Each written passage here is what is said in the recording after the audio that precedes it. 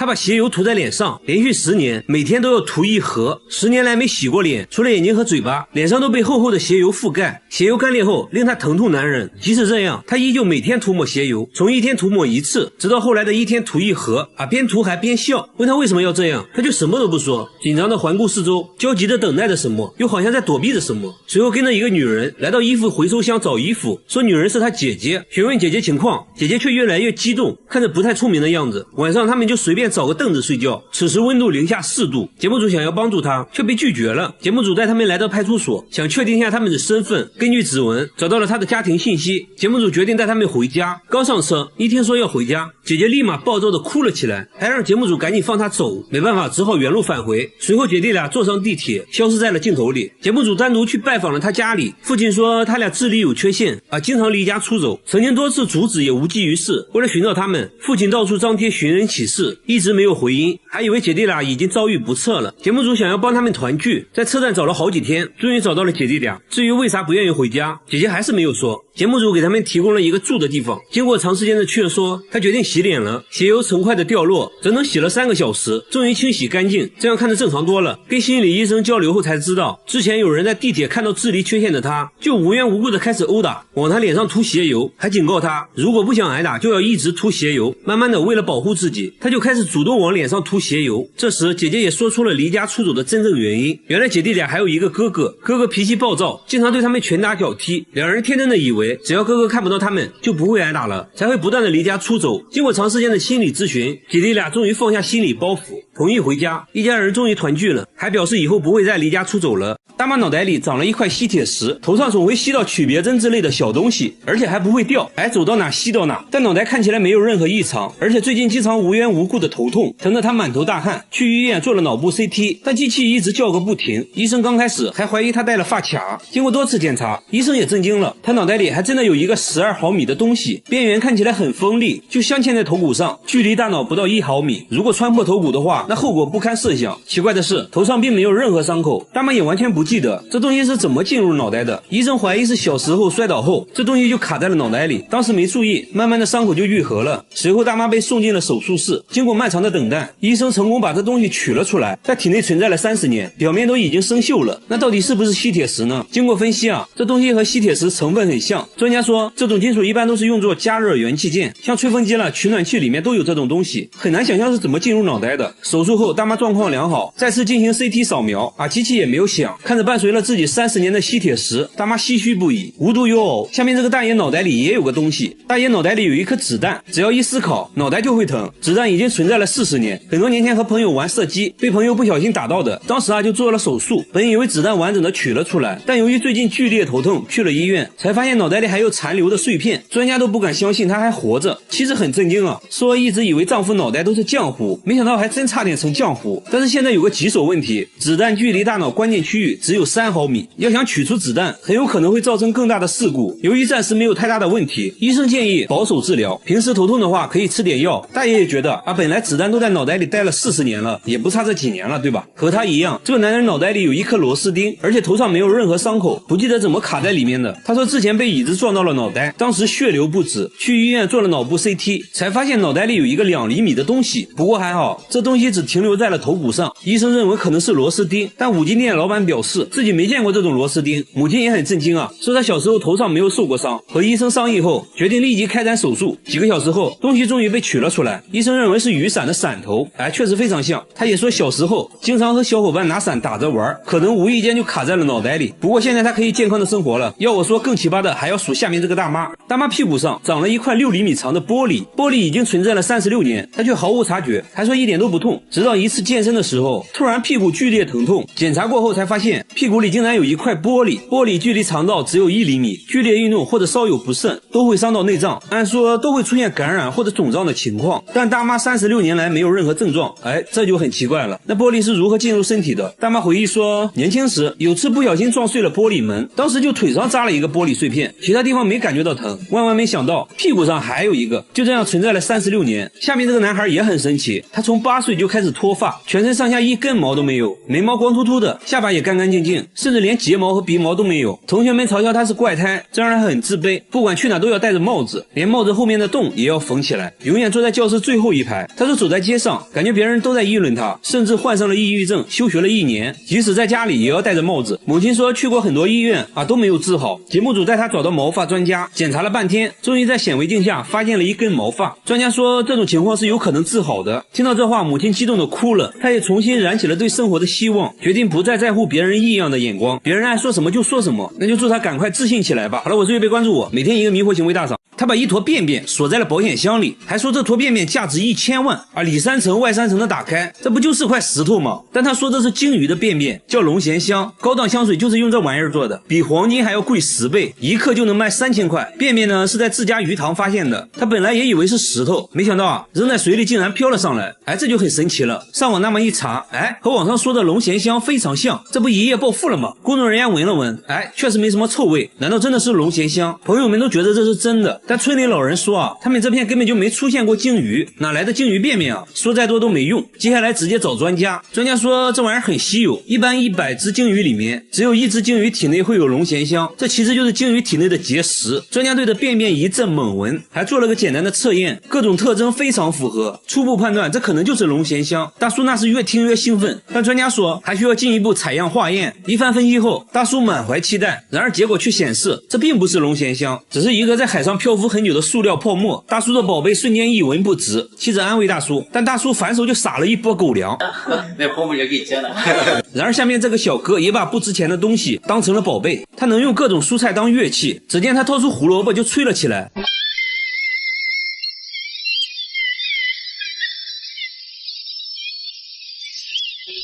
工作人员还是不相信他也不废话，直接啃了一口。不仅如此，什么红薯、山药、西葫芦、土豆，甚至大蒜都可以吹出曲子。而且用蔬菜当乐器的好处就是饿了能直接吃。接着用西兰花又吹了一曲，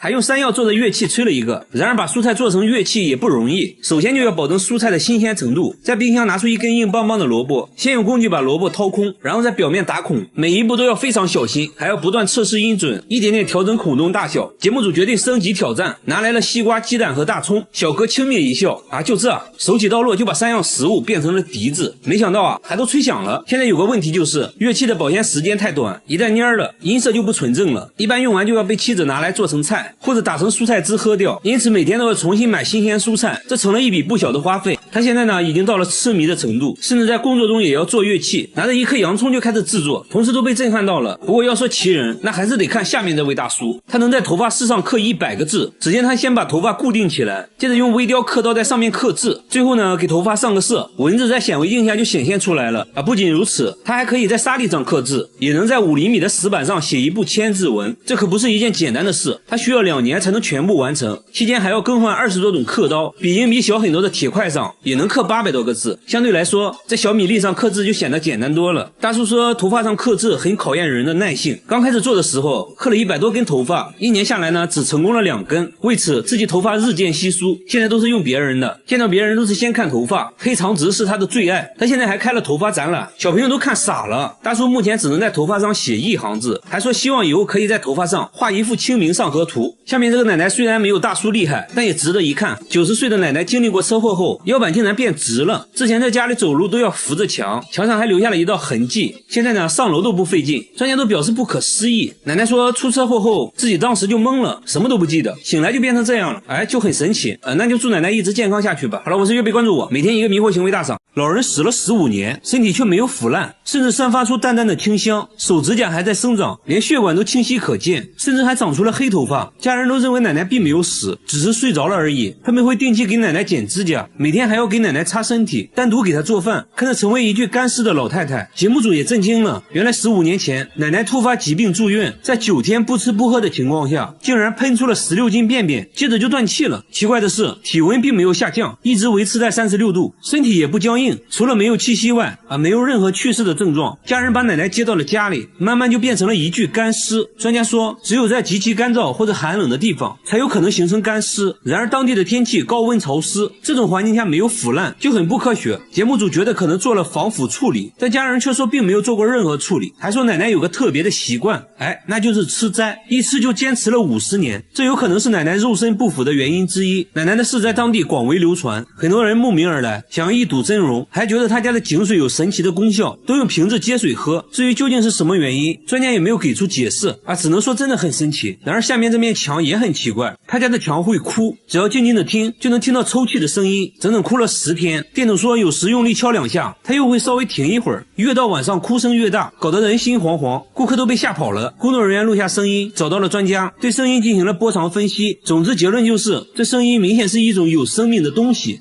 真是见了鬼了，难道墙是活的，它有心跳？大家才不信。店主请来了装修师傅，这师傅一来也不敢得罪这墙，大家鼓励了他好久才开始。现在墙上打了个洞，内窥镜往墙里一看，就看到了2只闪亮的眼睛。师傅被吓了一跳，仔细一看，原来是只小猫咪，墙上都是抓痕，看起来现在已经精疲力尽了。那它是怎么钻进去的？节目组检查了屋顶，猜测是通过屋檐下的缝隙钻进去的，在墙壁之间穿行时不慎跌落到了墙里面。店主说这只猫我见过，之前一直在我店门口转悠。店主决定明天拆墙救它，可第2天墙里一点动静没有，通过手机观察，里面空空如也，猫咪不见了。专家认为猫咪已经自己逃脱了，强大的求生欲让它克服了种种困难，最终爬了上来。几天后，小猫咪果然出现了。然而下面这家也发生了一件怪事，他家经常无缘无故的出现长头发，有长有短，最长的有2米，比他本人都高，有时出现在厕所，有时出现在卧室，拔一跟自己的头发做对比，大小几乎一模一样。他觉得这就是人的头发，关键他家人都是短发，而且最近来家里的人也都是短发。一开始呢还误会了老公，以为是老公在外面带来的。这种现象呢是1周前开始出现的，老公当时在叠衣服，就发现了一根长头发，衣服是刚从烘干机里拿出来的，他赶紧查看烘干机，里面却干干净净，毛都没有。慢慢的头发出现了越来越频繁，看着吓人。房子呢是他们租的，刚住进来也没几个月，而且像这样的房子租金却很便宜，当时房主也是很着急的往外租，他们怀疑房子里发生过不好的事情，难不成真的有鬼？节目组带着毛发找到专家，专家看了半天，说从粗细大小上来看和头发确实很像，接着又在显微镜下观察，结果专家却说这并不是头发，那这到底是啥呢？专家说这就是裤子上的线头而已。接着妻子检查了衣服，果然在一件西装上抽出了一模一样的线头，长度也完全符合。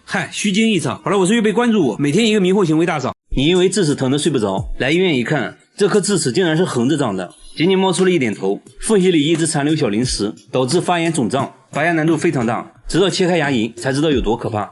不过呢，不用担心，现在就给你拔掉。医生会在智齿周围不同部位打3次麻药，稍微呢会有一点刺痛感，但很快你就没有任何感觉了。接着呢给周围消毒，防止感染。等麻药起效后，医生根据智齿的生长角度，一刀就划开了牙龈，整个过程你不会感觉到痛。掀开牙龈就看到了埋伏的智齿，但这仅仅是冰山一角，智齿大部分还镶嵌在牙槽骨中。为了更轻松的把智齿取出来，需要用钻头把智齿1分为2。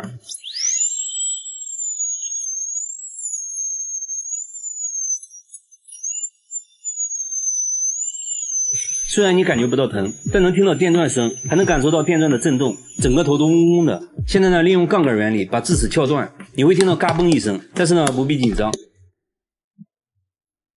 轻轻一挑就把牙冠取了出来。接着呢，再次利用杠杆原理，一点点往外撬。牙根埋伏的比较深，医生决定再次把牙根部分1分为2。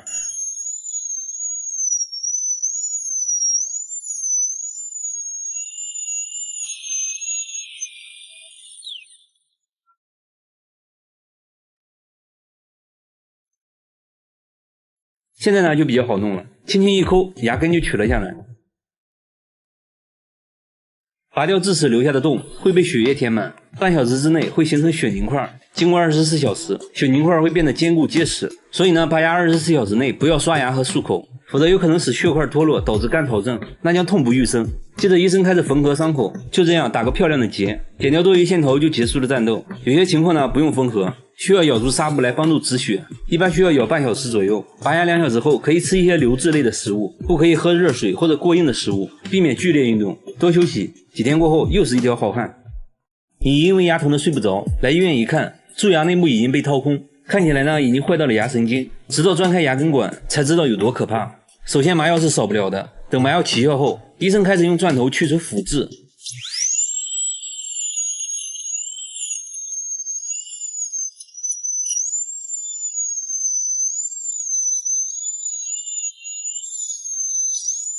可以看到根管已经暴露，用工具轻轻一碰就打开了牙髓腔。不用想了，牙神经肯定已经坏死。这种情况呢，只能做根管治疗。通俗点讲就是杀神经，这应该是牙齿问题中最可怕的一种治疗方式。不过呢，牙神经已经坏死的情况下，治疗过程是不会有痛感的，否则呢可能会有一点点痛。医生一般会注射局部麻药，所以呢不用太过担心。这种方式避免了拔牙，最大程度保留了你的天然牙齿。接着呢，医生测量根管的深度，根据测量的深度来选择长度合适的根管锉，来一点点刮出坏死的牙髓。牙髓处理干净后，医生装上小钻头，开始拓宽根管。依次把3个根管清理完毕后，还要使用消毒剂反复冲洗根管内部，防止后续再次发炎。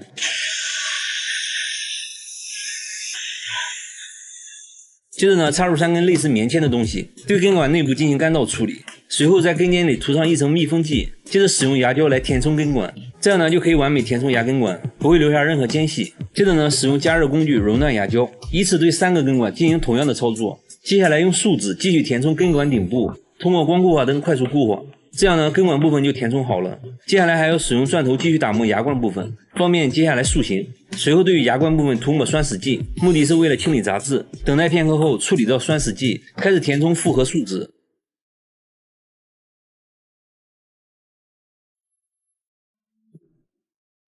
树脂的填充要循序渐进，每填充一点就要确定固化后再继续填充。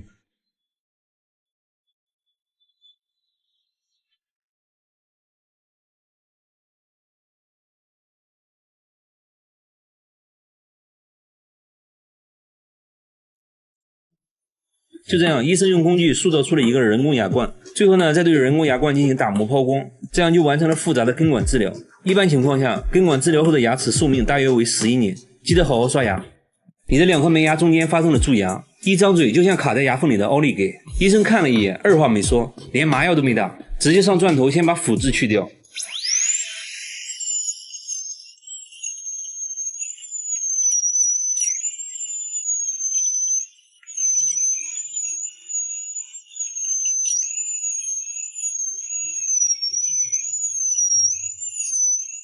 医生换了一种工具，继续打磨边缘部分，以便树脂填充物能完美贴合牙齿。你比较幸运啊，蛀牙不是很深，没有伤到牙髓，所以呢修补起来也比较简单。接着涂抹酸死剂，经过酸死处理后，釉质表面在显微镜下呈蜂窝状，能增强与填充树脂的粘接强度。接着医生涂抹粘合剂，你可能会闻到类似强力胶的味道。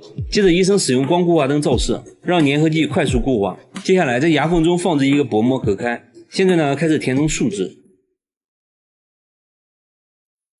树脂的填充要循序渐进，每填充一点就要先等固化后再继续填充，期间还要保持牙齿干燥，所以呢医生会对着牙齿一直吹气。你牙齿可能感觉有点冷，再忍忍马上就好了。填充完树脂后，接下来就要对表面进行打磨抛光，这时呢就要用到专用的条状砂纸，先用粗面研磨，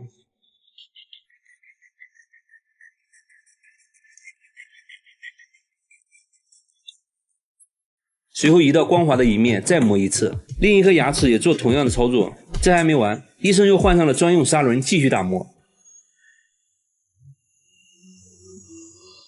经过这一系列的操作，完全看不出修补的痕迹，到这里蛀牙就修复好了，记得好好刷牙。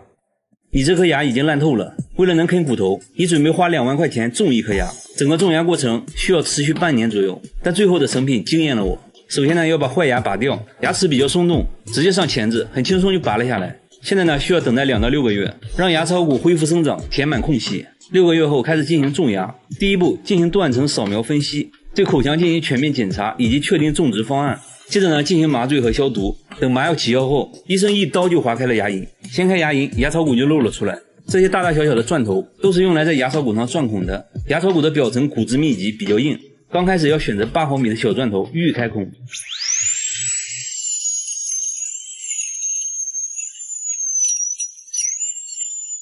现在呢，要逐渐换成更粗的钻头，扩大孔洞。用粗钻头时转速一定要慢，否则呢会导致摩擦生热，烧毁骨细胞，过程中钻头还会一直喷出生理盐水，就是为了降温。现在呢使用螺丝纹钻头将孔的上端继续拓宽，就是为了让孔洞和种植体完美契合。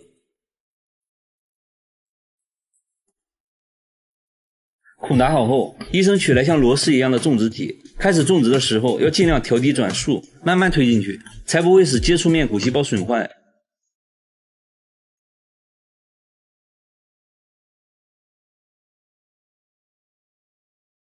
接着呢，还需要使用扭矩扳手将种植体拧到规定扭矩。现在要将愈合基台连接到种植体上，等缝合好牙龈，大概呢就是这个样子。这时牙槽骨中的种植体会和周围的骨细胞慢慢融合，这个过程呢叫做骨结合。现在只需要等待2到6个月，几个月后，牙槽骨和种植体已经充分结合。现在要把临时愈合基台取下，安装永久愈合基台。现在需要安装人工牙冠。人工牙冠中间的洞是为了以后修理种植牙的时候方便拧开里面的螺丝，但现在呢要先用树脂填充，接着用光固化灯照射固化。到这里你的牙就种好了，看起来呢和真牙一模一样。现在就可以去啃骨头了，记得好好刷牙。你因为智齿疼得睡不着，来医院检查后才发现这颗智齿竟然是横着长的，并且完全埋在了牙龈里，外观上根本看不出来，拔牙难度非常大。直到切开牙龈，我才知道这颗智齿有多可怕。不过不用担心，现在呢就给你拔掉，医生先给你蒙上医用手术动筋，只露出嘴巴。这时你可能会有点紧张，不过呢这还不算什么，医生会在智齿周围不同部位打3次麻药，稍微呢会有一点刺痛感，但很快你就没有任何感觉了。接着呢给周围消消毒。根据智齿的生长角度切开牙龈，因为麻药的效果基本不会感到疼。如果这时你感觉到疼痛，那一定要举手示意，让医生给你加麻加辣。医生用镊子掀开牙龈，就看到了埋伏的智齿，但这仅仅是冰山一角，因为是横着长的，智齿的大部分还镶嵌在牙槽骨中。为了更轻松地取出智齿，这时就要用球钻削一点牙槽骨，通俗点讲就是用电钻钻你的骨头。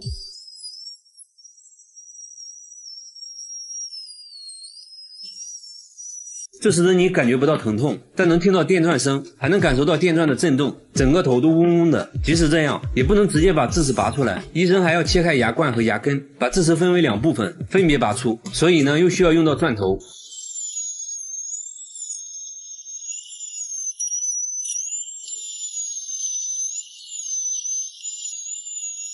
这时的你可能会分泌大量唾液，口水直流，现在就要先把口水抽走。牙冠深深地埋在牙槽骨中，无法直接取出，所以呢还要竖着再切一次。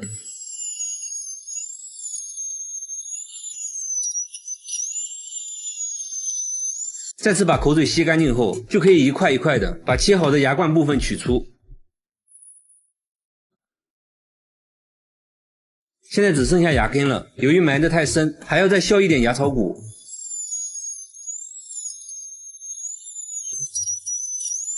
现在利用杠杆原理，一点点往外撬，很快牙根就被撬了出来。现在你的下巴可能很酸，再坚持一下，马上就要结束了。由于创口比较大，最后还需要给你缝合牙龈。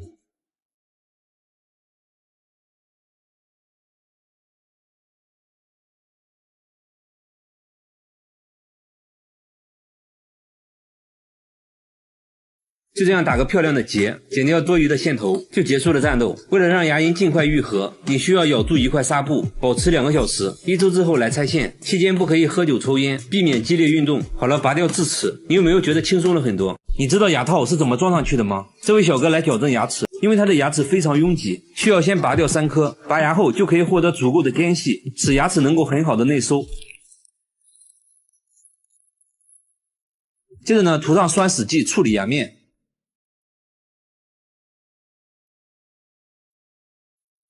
等待片刻后，再处理掉酸死剂，接着冲洗牙面。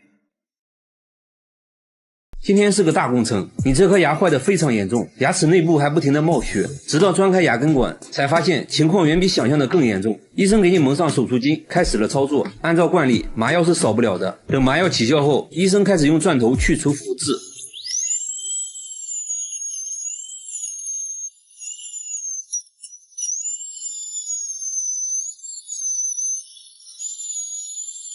可以看到，这颗牙已经坏到了牙神经，还引发了炎症。医生刚把内部清理干净，血水就冒了出来。医生决定给你进行根管治疗，通俗点讲就是杀神经。这应该是牙齿问题中最可怕的一种治疗方式。听到这里，你已经紧张地握起了拳头。为了让你放松下来，首先呢就要重新打麻药。医生还特意把针头掰弯了，紧靠着牙齿来一针，内部的神经也要来一针。现在呢需要用钻头打开牙髓腔。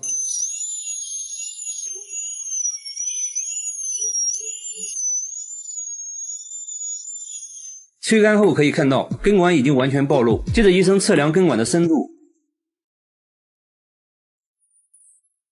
根据测量的深度来选择长度合适的根管锉，来一点点刮除坏死的牙髓。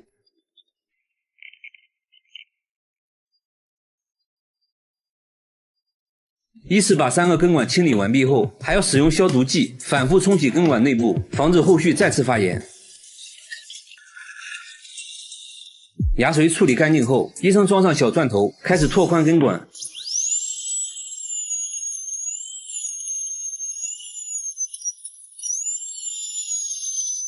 经过几个不同钻头的轮番操作，可以看到根管和刚开始相比已经扩大了很多。接着呢，插入3根类似棉签的东西，对根管内部进行干燥处理。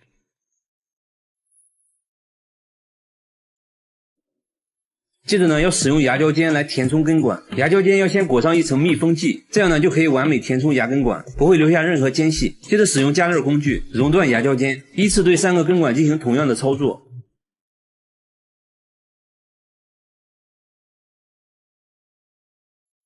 接下来还要使用融化的牙胶，继续填充根管顶部。这样下来呢，根管部分就完全填充好了。接着对牙冠部分填充树脂。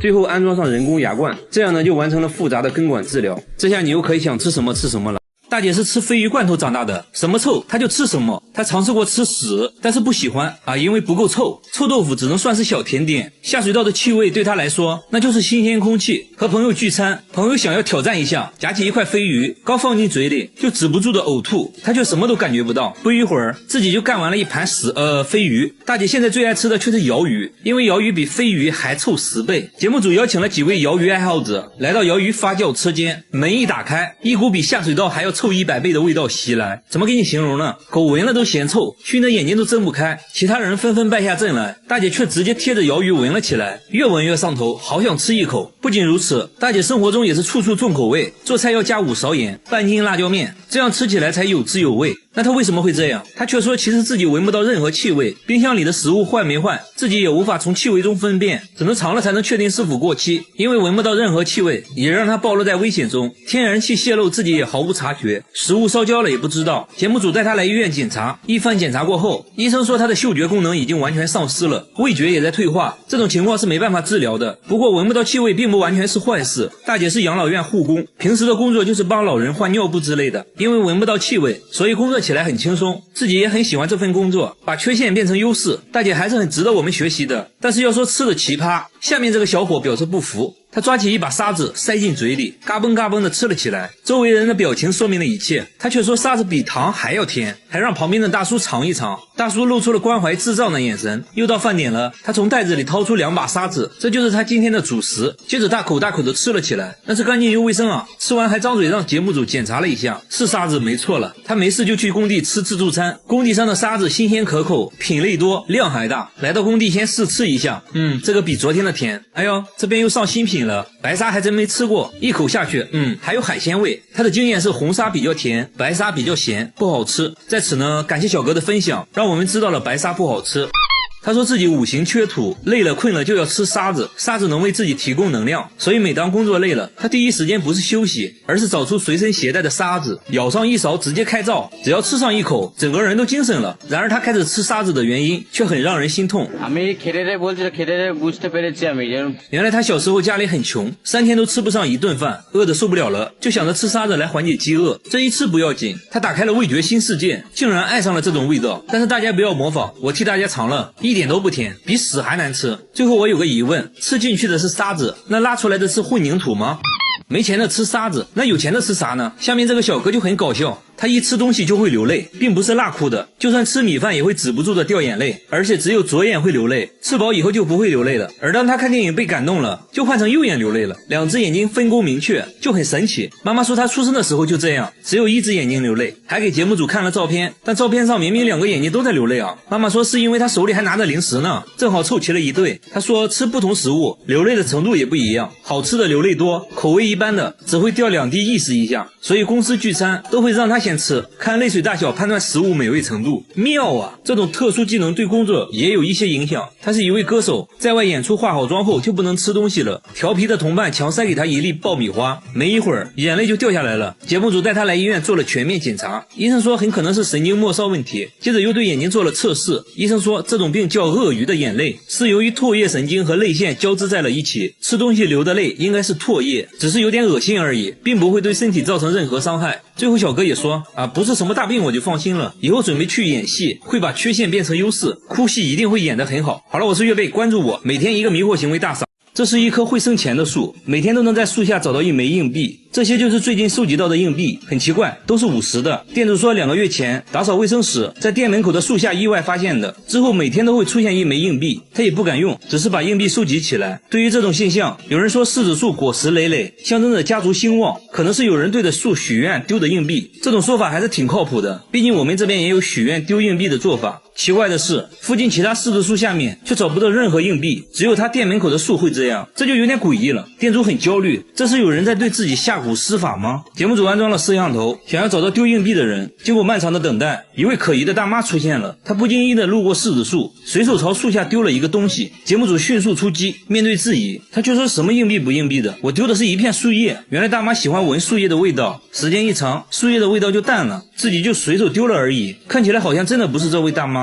节目组决定继续观察，一直到深夜都没有出现可疑人物。第二天早上7点起床到树下一看，再次发现了硬币。节目组赶紧调监控，发现了一个行为可疑的大妈，她在早上5点的时候有目的的朝树下丢了一个东西，随后匆匆离开。店主看到这一幕讲话了，原来这个大妈是收废品的，每天都会来店里收废纸箱。为了确定丢硬币的是不是她，店主在1枚硬币上做了记号。没一会儿，大妈又来收废品了，随后在店里买了一杯咖啡。店主把带记号的硬币找给了她，大妈刚出门就把硬币丢在了树下。随后店主找到硬币确认了，一直丢硬币的人就是废品大妈。节目组赶紧追了上去，大妈也承认了，丢硬币的就是自己。至于为什么一直这样做，大妈说店主每天都会把废纸箱给自己，而且还不要钱。为了感谢店主，又怕店主不接受，才会偷偷的把硬币丢在树下。至此真相大白，一个温暖感人的灵异事件。大妈最后也向店主解释了一切，和废品大妈一样，下面这位大妈也有反常行为。大妈交不起水电费，却每天给陌生商贩送钱，每人大约给2万，而且还不买东西，不要的话她会把钱丢进下水道。市场里的商贩都无缘无故收到过，就连街头卖菜的大爷大妈也收到过。这种奇怪的行为每天都会上演，而且最近金额也在变大，有人竟然一次收到了17万。大妈送钱也从不废话，丢下钱就走，假如一天要发10万，一年就是3600万。有人认为大妈可能中了彩票，然后想做善事回报社会，不然普通人根本没这么多钱。节目组在他经常发钱的路口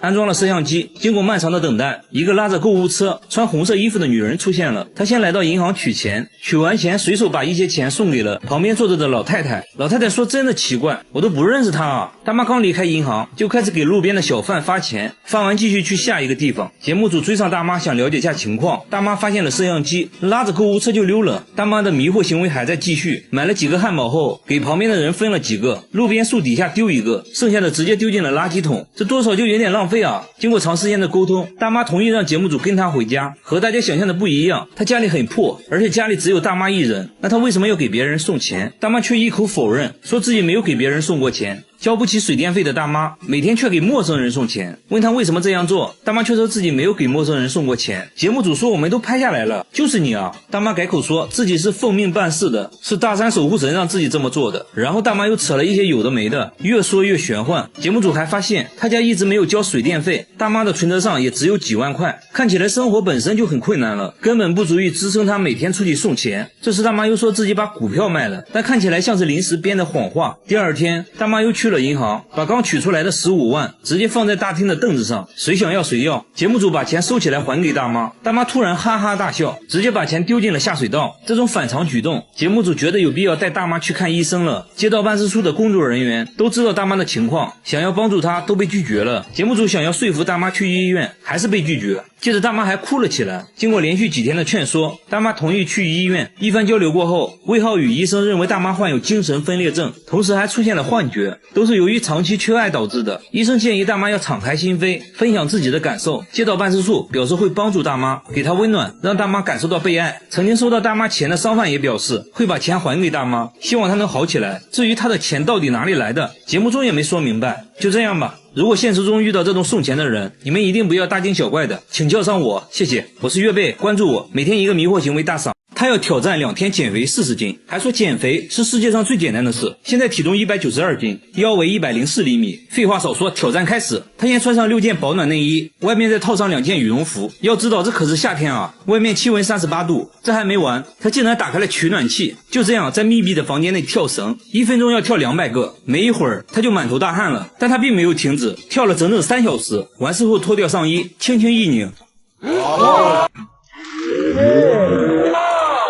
他信誓旦旦地表示已经减掉10斤了，开什么玩笑，来直接上秤。我去，184斤，3个小时内竟然减掉了8斤。他没有休息，连口水都没喝，接着来到健身房，穿着羽绒服跑步，周围人都看呆了，这该不会是个傻子吧？就这样，运动加节食24小时后再次上秤，现在体重减到了177斤，24小时内一共减掉了15斤。照现在的速度来看，2天减40斤，感觉真的能实现啊！挑战还在继续。第二天一大早，他就穿上羽绒服开始跑步了，还都是跑的上山路。回家后，妈妈喊他吃饭，他却在冰箱拿了2块冰块含在嘴里，继续疯狂跳绳。现在已经过去了32小时，就要进入最后的冲刺了。结果节目组却在街边的便利店找到了他，他竟然偷偷的吃烤肠，接着还喝了1罐可乐，还说不吃饱哪有力气减肥。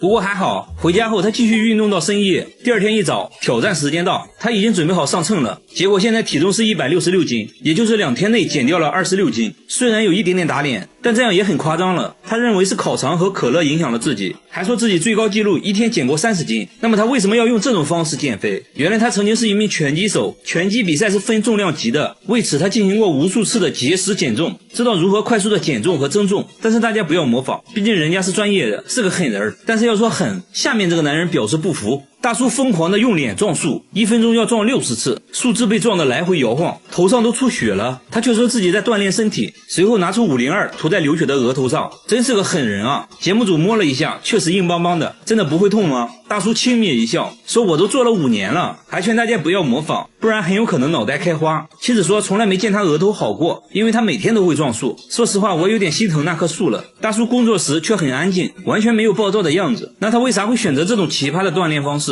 原来大叔曾经也是个拳击手，因为比赛打得不好，根本赚不到什么钱，但是要养一家老小，他不得不退出拳击，最后开了个修鞋店，而且店铺所在区域治安很差，他要让别人都知道自己不好惹，这样就没人可以找自己麻烦了，所以就开始撞树了。节目组决定给大叔一个惊喜，带他来到一家拳击馆，面对久违的沙袋，大叔跃跃欲试，激动地说自己已经30年没来过拳击馆了，说着说着声音都沙哑了，熟练地缠上拳击绷带，和陪练一阵切磋，毕竟久出战场，看得出来力不从心，但是大叔还是很开心，这是自己的梦想啊。大叔受伤会用502，然而下面这个大爷也会用一个奇葩的东西，他全身贴了100张狗皮膏药，手上来1张，额头来1张，耳朵下巴也不能少，除了眼睛都贴上了狗皮膏药，然后就安心的笑了。家里还存了上百箱的膏药，但妻子却说他根本就没病，也没有关节炎，甚至比同龄人还要健康，吃骨头比狗吃的都快，下地干活也没有任何问题。由于身上贴满了膏药，太阳一晒就会变得很烫，所以他不能长时间在地里干活。村里人都不能理解大爷为啥要给自己贴膏药。每天晚上睡觉前，妻子会帮大爷贴膏药，不一会儿就用掉了100张，只有这样大爷才能安心的睡觉。长期贴膏药对他皮肤造成了严重伤害，有些部位出现了溃疡。节目组带他来医院检查，医生说由于膏药的刺激，他得了皮炎，必须马上停止贴膏药。